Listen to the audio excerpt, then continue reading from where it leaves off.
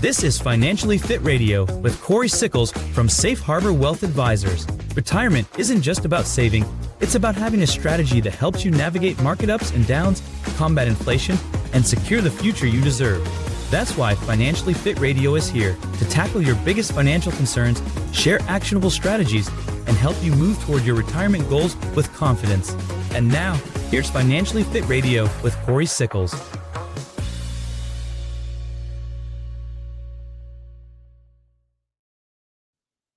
Welcome back to another episode of Financially Fit Radio. I'm Cory Sickles with Safe Harbor's Wealth Advisors. If you have any information or if you have any questions about anything we discuss on today's show, feel free to give us a call at 614-760-0670, or you can always visit our website at safeharboroh.com. And while you're on our website, feel free to click on that radio page. You can listen to today's show, you can listen to previous episodes, and you can also subscribe to our podcast on Apple Podcast, Amazon Music, or Spotify. Also, feel free to watch today's video on our YouTube channel. Just type in Safe Harbor Wealth Advisors. You can watch, again, today's show. You can watch previous shows as well. And also, make sure you subscribe to our YouTube channel so you can keep up to date with all of our video shorts that we put out, which is anywhere from 4 to 5 video shorts a week on different types of financial topics. You know, we're always here to help and guide you to make sure you have the best retirement that you possibly can. The best way to do that is to schedule a complimentary meeting with us. Again, no financial obligation. We're here truly to help you to make sure that you have the best retirement that you possibly can. You know, a question I always get is, how much money do I need to actually have in my nest egg in order to retire? And today we're going to talk about on how you can actually get to $1 million in your 401k. And it's a great conversation. You'll be surprised on how much you actually have to save depending on your age. But before we dive into that topic, let me introduce to you my co-host this week and every week. That's Tony Shore. Tony, how are you? I am so good. Cory Sickles, great to be here with you. Thanks for having me on the show today. And this is a good one. Hey, I want to save more in my 401k.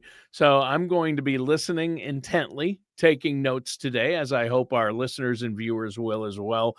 This is a good one. And you've got some hard facts on what they need to do, what steps they need to take. So this is a good topic. But beyond that, I'm doing good. I did a lot of yard work this weekend. It was nice out.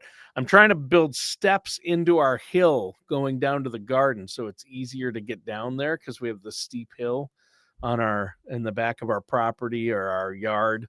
And we decided What kind of steps are you using? I'm just putting in these big, like sometimes you see at a state park on a trail where I just put a big log, you know. And then using logs like railroad ties or something similar to that. Yeah, like a railroad tie. Yep. So those things are heavy.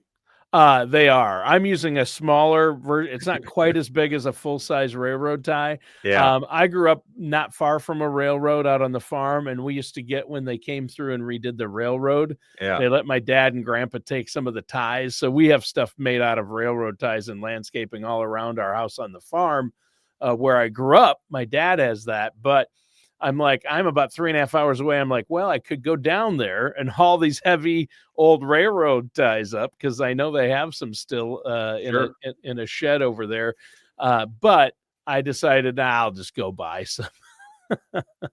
We have railroad. When I moved into our house, we have railroad ties that kind of outline our yard. Yep. And so many trucks drive over those things, and they're heavy to move because they're about 10 feet long, you know. Yep.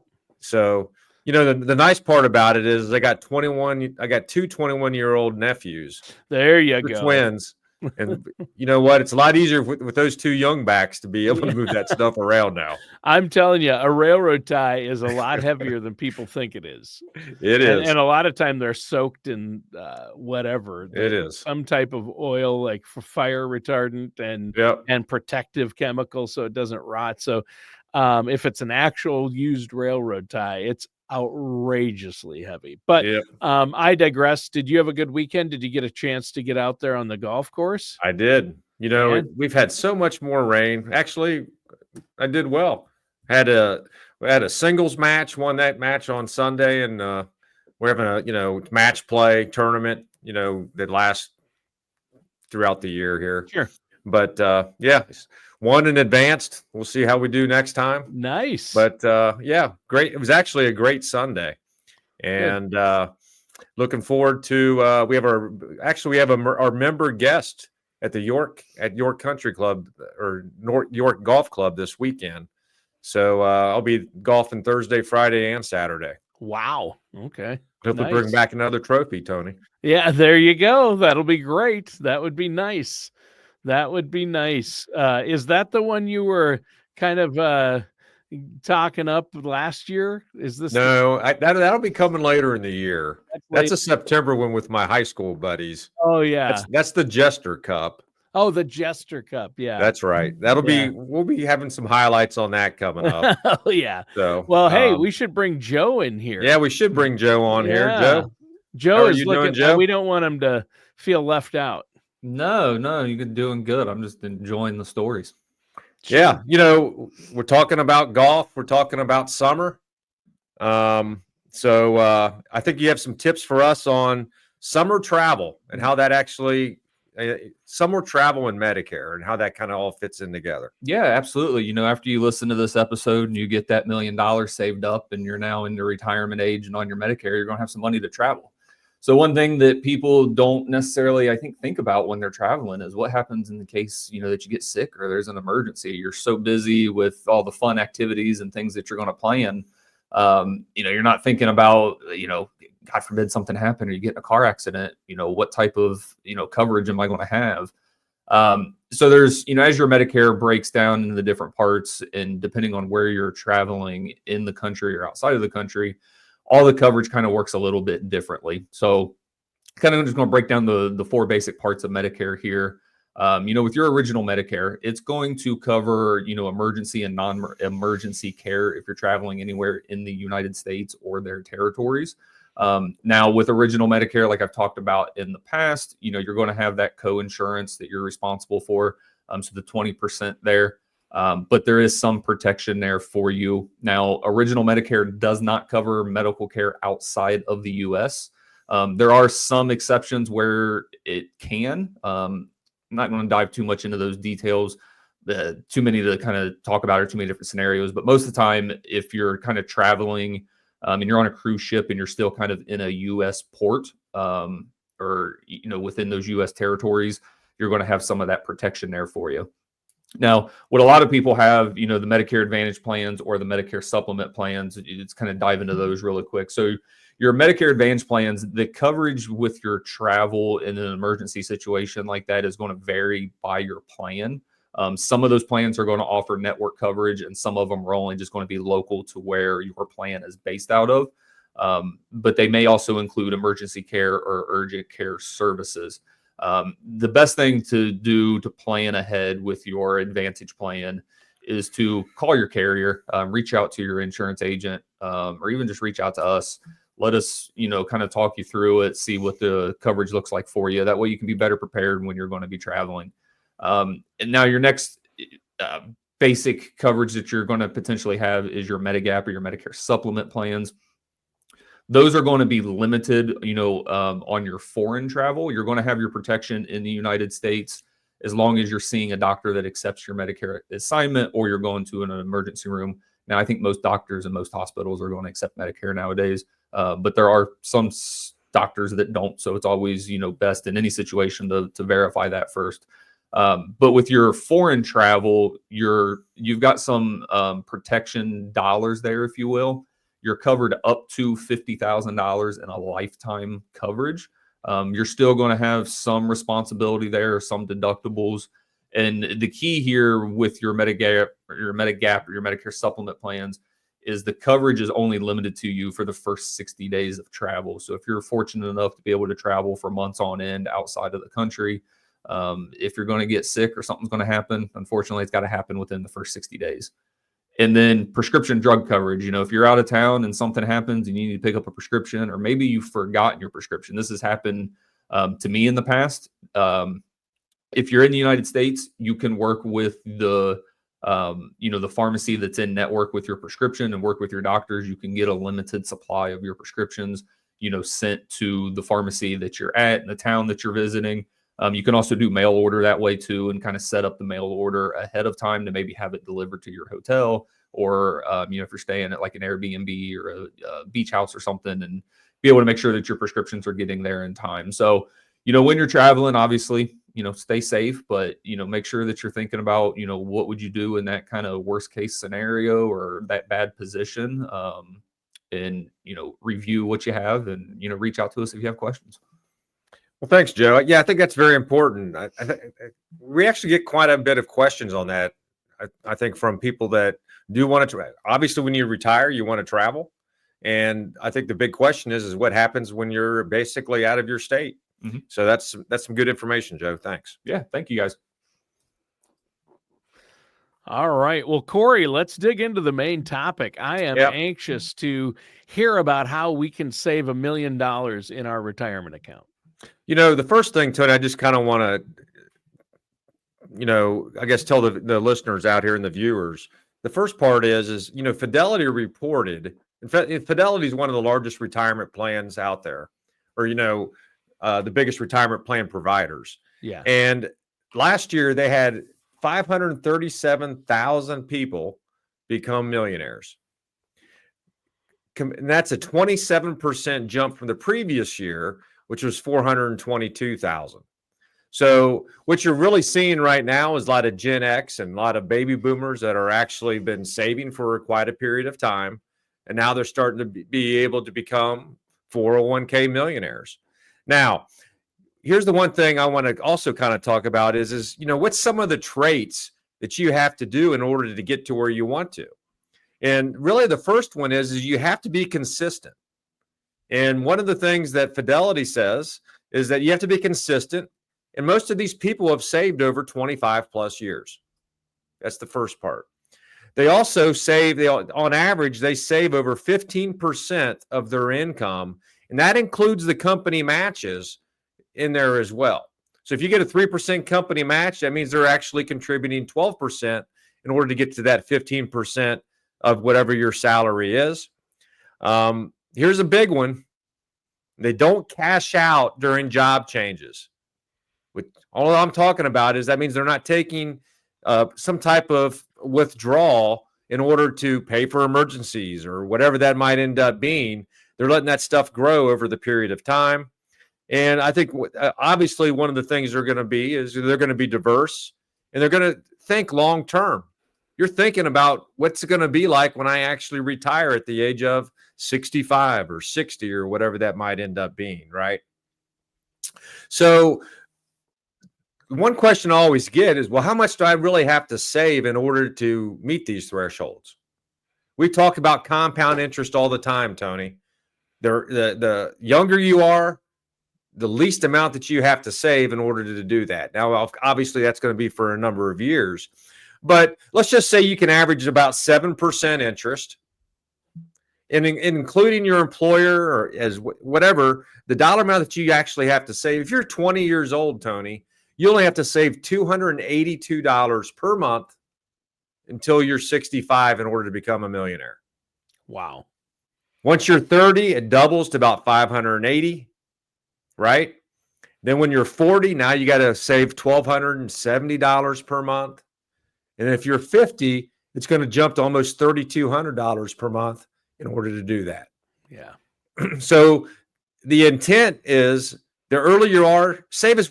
We always talk about this. Save what you can, because you're going to be amazed on what that actually looks like 10, 20, 30 years from now. And believe me, I know, I'm saving $280 a month. I'm 20 some years old. It doesn't sound like a whole lot, but you'll be amazed on what that actually looks like down the road. Oh, yeah. Yeah. I mean, it's over $1 million that you'll have at 65 if you just keep putting in $282 every month and don't touch it. Let it grow. Especially if you're working with a financial advisor and it's actively managed, that money is going to grow. And that's huge. I think that's amazing. And I've told my kids that my daughter puts in $200 a month into a Roth right now, and she's 21. Yeah. So that's awesome. Yeah. I mean, it's just so much easier. and believe me, we've talked about, on the show a number of times, right? When you're in 30s, you're trying to figure it out. Yeah. You might be trying to buy that house. You might just be having kids. Obviously, as you approach your 40s, now all of a sudden you got to start maybe saving for college, things like that. But you have to figure out a way to save for your retirement. Yes. You have to, because what will end up happening is when you reach your 50s, now you really got to really double and triple down on what you have to be able to save in order to get there, right? Yep. I wish I had started earlier. How many times have you heard that, Cory? How many times do people come into you or come in to meet with you and tell you, hey, I wish I would have started this a long time ago, or I wish I would have come in and got a financial retirement plan sooner? I think it happens a lot, Tony. I mean, a lot of times, a lot of times people just save and they really don't know what they're actually saving for or what's it going to really accomplish. Right. But I think when you go through the process with us, it's going to show you where you are today and how do you maybe get to whatever your magic number is.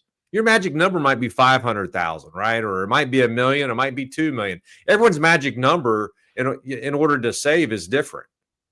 But you really have to sit down with an advisor to see how you're going to be able to get there. And then the most important part is now how do I turn that into an income stream when you do retire? The saving, the saving part's the easiest part, Tony. Yeah. The hardest part is to make sure the money lasts your lifetime. So the more that you can running save out of money without running out of money. That's exactly right. That's exactly right. So start early. And here's the most important part: stay consistent. And when we start talking about saving for retirement, right? Things are going to happen. You're going to lose jobs. Something's going to happen. And that's why it's so important to make sure that you have something in place to be able to do that, right? You also want to be able to make sure that you're maximizing your contributions as well. So for 2025, you can contribute up to $23,000 per year. If you're over the age of 50, you can add another $7,500 on top of that for what they call the catch-up periods.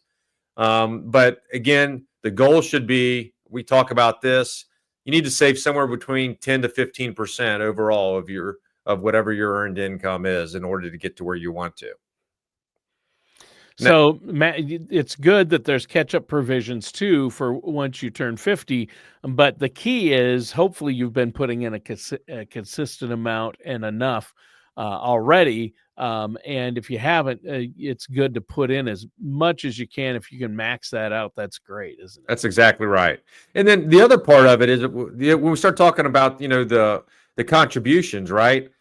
If you're between the ages of 60 and 63, when they actually passed the Secure 2.0 Act that took effect this year, you can also now contribute up to $11,250 or up to $34,250 into your 401k as well. Wow. So again, that's just something to be able to look at. One of the other things that they also did too is they have what they call, you can actually escalate your savings. It's part of the Secure 2.0. Ah, sure. And all that means is it'll actually increase your annual contribution by 1% until you either get to 10 or 15% of your savings. So let's just say this year, Tony, you're actually at 5% savings. If you actually opt in to auto-escalate, next year it's going to go to 6%. Then the following year, 7%, eventually until it types out at either 10 or 15%. That's part of the new 401ks. So if you're not sure whether you actually have the auto-escalate on, talk to your HR provider or whoever runs your 401k to see actually how you actually can take part of that. The nice part is 1% of your salary on an annual basis is not a whole lot.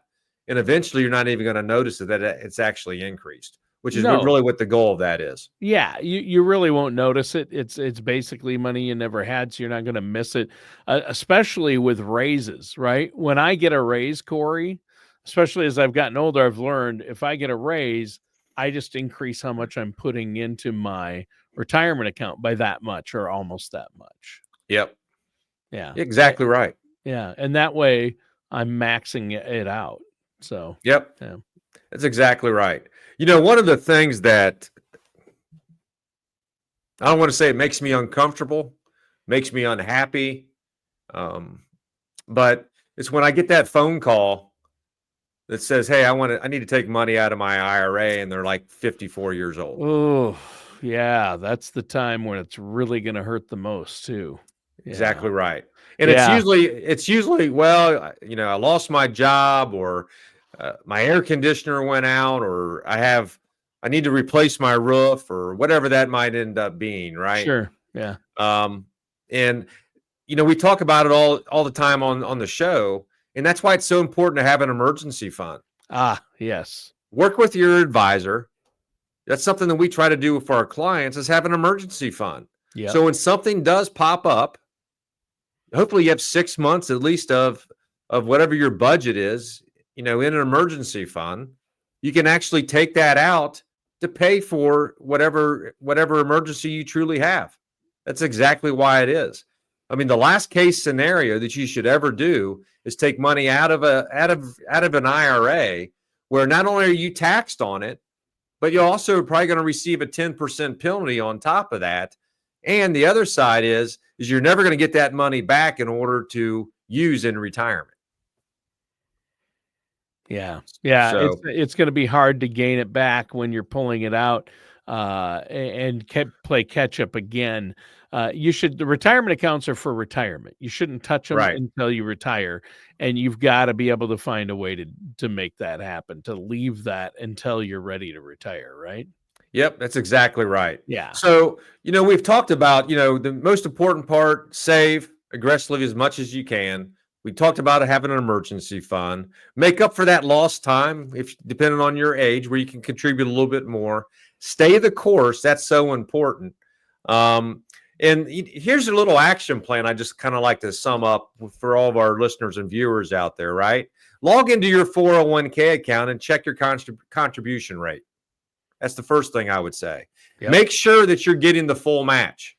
So if your company's offering 3% or 3% up to 6% or whatever that is, make sure that you're at least contributing that to get the match. Don't leave money on the table, right? Set up your auto-escalation. So next year, you're going to put an additional 1% more into your 401k. Review your investment mix. Make sure you're allocated the way you should be. We talk about allocation all the time. You can go back and watch some previous shows. But it's so important to make sure as you age that you're following the market. You don't want to become emotional, just like earlier in the year when the market dropped, that you went all to cash. Yeah. Right? You want to make sure that you're actually invested for the long term. But here's the most important. Work with an advisor. We're going to make sure that you stay committed to your plan. Yeah. And we're going to hold you accountable to make sure that you're saving the right way and doing as much as you possibly can to have the best possible retirement. Again, I want to make sure all of our viewers or listeners know that you can schedule a complimentary, no obligation meeting with us. Again, there's no financial obligation. We're here to help and guide you to make sure you have the best, best retirement that you possibly can. And you really need to have a financial plan. I always say, if you don't have a plan today, Tony, you need to have one tomorrow. Right. And to have that blueprint to show you what your retirement's going to look like is a must. And again, we're here to help and guide you to make sure that does happen for you. All right. Well, Cory, great show today. Really quick, before we go, let our listeners know how they can get a hold of you to set up that no charge, no obligation consultation. Yep. Our phone number is 614-760-0670. Also, feel free to visit our website at safeharboroh.com. All right. And that does it for today's episode of Financially Fit Radio with our host, Cory Sickles.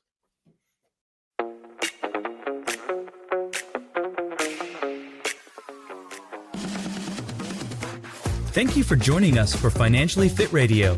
Don't head into retirement without a strategy that addresses both income and taxes. For more information, please contact Cory Sickles at Safe Harbor Wealth Advisors at 614-760-0670. 0670 or visit safeharboroh.com now. Join us again soon for another episode of Financially Fit Radio. Investment advisory services are offered by Safe Harbor Wealth Advisors, LLC, and SEC Investment Advisor. Insurance products and services are offered through Safe Harbor Retirement Group, LLC, an affiliated company. Safe Harbor Wealth Advisors, LLC, and Safe Harbor Retirement Group, LLC, are not affiliated with or endorsed by the Social Security Administration, the Federal Medicare Program, or any government agency. All matters discussed during the show are for informational purposes only. Each individual situation may vary, and the opinions expressed here may not apply to everyone. Materials presented are believed to be from reliable sources, and no representations can be made as to its accuracy. All ideas and information should be discussed in detail with one of our qualified representatives prior to implementation. Calling this number will direct you to a licensed sales agent.